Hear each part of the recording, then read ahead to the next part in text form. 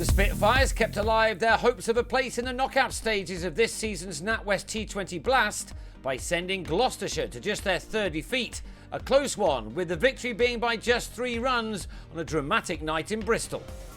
Gloucestershire liked to chase, and so there was no surprise when Michael Klinger inserted after winning the toss, only to see Joe Denley strike the night's first 6 in the very first over.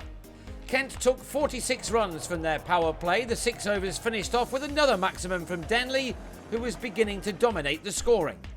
His partner Tom Latham tried to match him by going big off Kieran Nima-Barnett, as this pair carried their opening stand to 57, made in 7.5 overs. Benny Howell had by then come into the attack and struck with his third ball, Liam Norwell with the catch in the deep, which removed Latham for 27.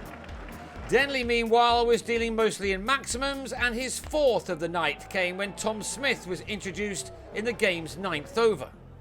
Denley completed his 50 right after the halfway point, just his second 4 taking him to his mark from his 33rd delivery. A challenging total was certainly on the cards at this stage, with the visitors on 88 for 1 after 10 overs. But Denley did not last much longer. Andrew Tye seeing the back of him in a comprehensive fashion, the batsman on his way for 51 at 94 for 2.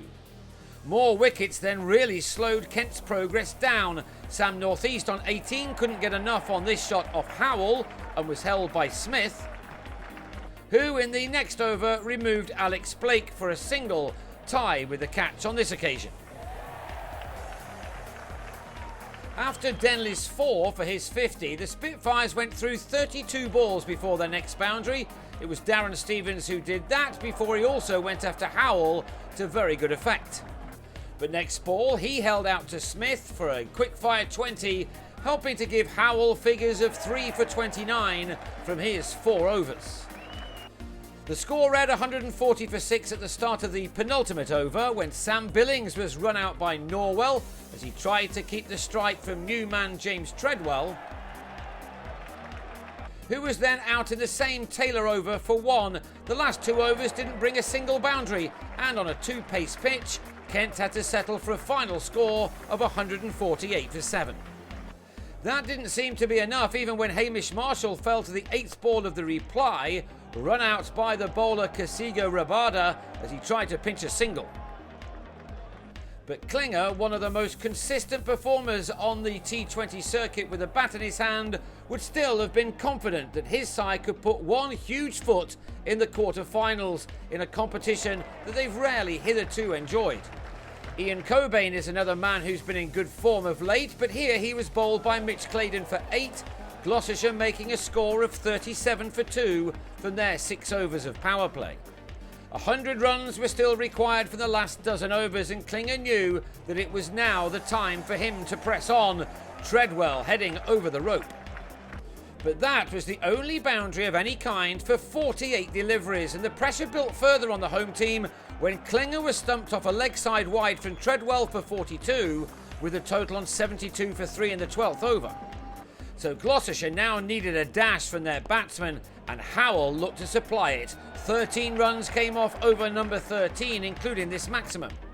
Well supported for a while by Chris Dent, Howell gave his side a chance by taking the target down to 50 runs off the last 6 overs, with still 7 wickets in hand. But then, crucially, Dent was taken behind off the glove by Billings off David Griffiths for 28, and the game was opened up once again. 36 runs were wanted off 4 overs, and then Nima-Barnett gave Claydon his second wicket, Latham with the catch to have a good crowd right on the edge of their seats. Claydon delivered an excellent over, and when Gareth Roderick was then bowled by Griffiths for 3, the runs required were left at 28 from 17 deliveries. The boundaries had all but completely dried up though, and a gettable target was more difficult now when Tye was bowled by the returning Rabada for a brace. Yet there was still time for some drama. The last over began with Gloucestershire needing 16 to win for the 8th time, and Claydon's first ball saw him being removed from the bowling attack by the umpires. A free hit took the target down to 12 off 5 balls. Griffiths had been given the ball to replace Claydon, and he too delivered a no ball, but Howell, desperate to stay on strike for the last 2 deliveries, was run out by Blake after first being caught for a 23-ball 37, and with him went any hopes the home side had. They fell agonisingly short in the end, ending on 145 for 8 to lose by just 3 runs. The Spitfires certainly enjoyed their couple of days in the West Country, winning twice, and that now has them on 10 points, still with a chance of making it through to the quarters. Gloucestershire, meanwhile, dropped to second in the South Group.